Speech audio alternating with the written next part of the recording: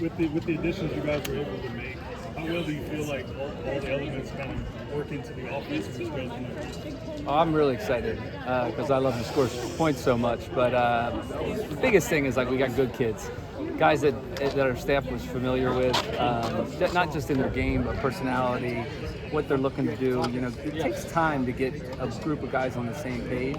I think we're probably moving pretty quickly on that. So I think we have a good group of mix of gifts, mix of personalities, mix of confidence and experience.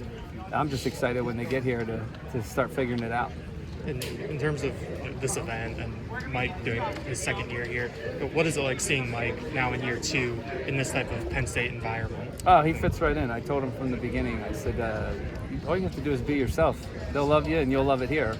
And I think that's proven true over the last year, and I think this is a great example of that, just from a community perspective. This is a big event for our community, and seeing people face to face, all these things that he values, that we value here, it fits together, and then you put the basketball component in the mix, and it's even easier.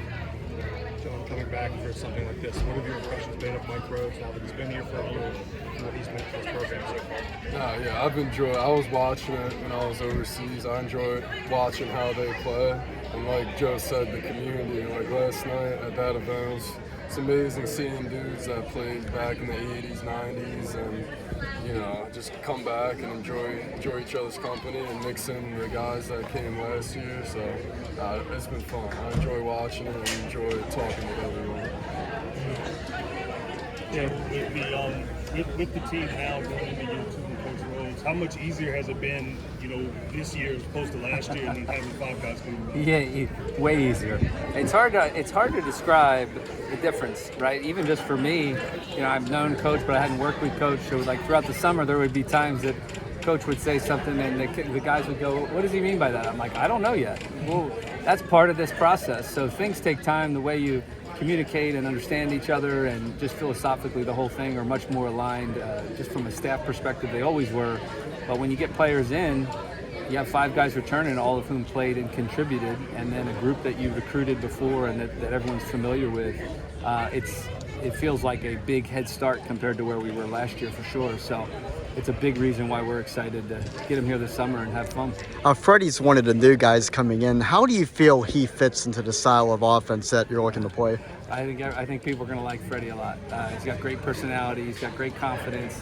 He's got a great skill set and just a beautiful feel for the game, which is something we value, right? It's part of the reason why he was attracted to the coaching staff even at VCU, but even more so now, style of play-wise. I think he's going to love it, and I think people around here are going to really love him.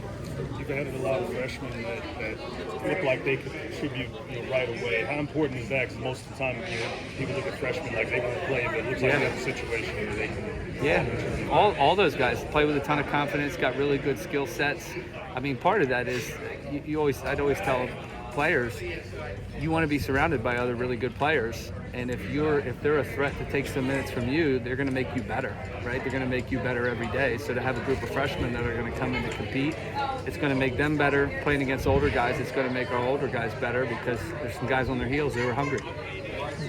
Myles, in terms of this event and still being around and watching Mike Rhodes, kind of, I guess, go into year 2, what has it been like, still being close to the program and seeing how it's evolved? I mean, it's awesome. I remember in the summertime just coming up to this event and just watching. I was never really a golfer, but it's cool to see, now that I'm older outside of the program, but still staying close and seeing how much this event really brings everybody together. And I think Coach Rhodes has done a great job of being personable with the community and making sure that everybody feels welcomed and involved in the program.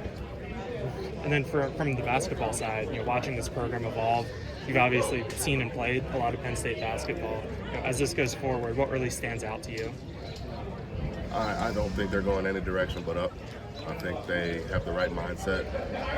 I'm excited to see what the expansion of the Big Ten does, but I think Penn State basketball is definitely going in the right direction. Do you think that expansion will make this team this year and future better? I hope so. I mean, I think it's great for the league. I think it'll be great for us to play against new teams, new coaches, new talent. A lot of times the Big Ten usually doesn't get a lot of West Coast kids, so we'll see a lot of more LA, Seattle, Vegas kids. So I think it'll be good. Coach, as kind of the offensive coordinator of the group, what are some things that you guys looked at the end of the season, going into the offseason, that you wanted to improve on that side of the ball? Yeah, the nice part was after we really started evaluating things, that the most basic answer was we just want to be better at the things we're already doing, which is a good answer, because if you need to reinvent things and try to start new things, you got to start afresh with some guys. But we felt like, especially with our returning guys, their numbers in the second half of the year were significantly better. The whole thing between the first half, they were figuring out the flow we wanted to play in and the pace, and even for Ace it was different. We were playing at a faster pace than he was at VCU, and you could see he settled in that second part of the year. So a lot of the things that we were doing were pretty dynamic, right? We were trying to stay away from sets and playing slow. We wanted to get into really dynamic actions and create more possessions and more tempo.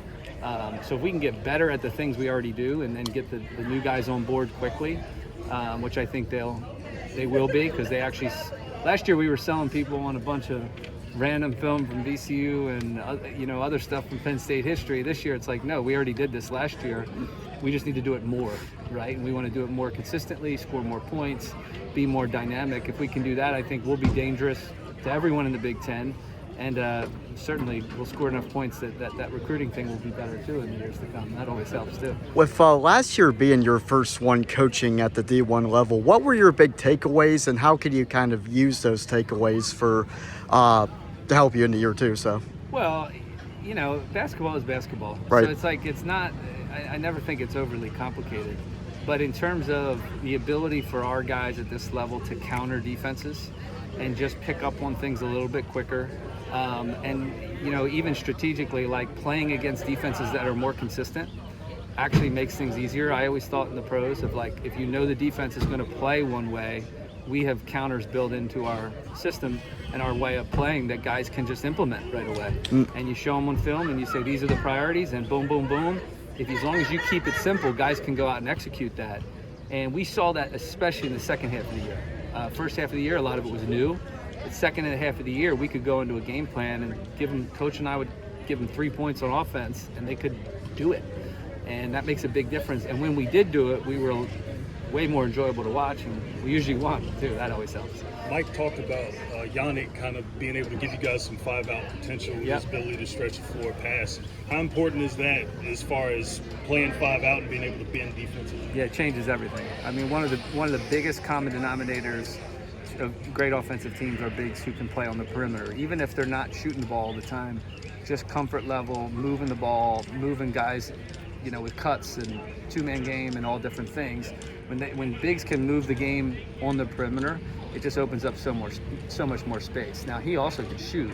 So, I mean, if he can hit a few jumpers, even now and again, it'll make the lives of the guards way easier. I know these guys, this guy, he's able to shoot more jumpers now that he's in Japan than he was here on campus. But he could have back in the day, I would have said to Coach. But when you got bigs who are a threat to score, guards love them because they create more opportunities. You only allowed right hand left. I needed you to be my coach. I needed to show Crispin shooting club. Everybody's firing away. That's right. Do one more question for these guys. Good to go? Okay. Thanks, guys.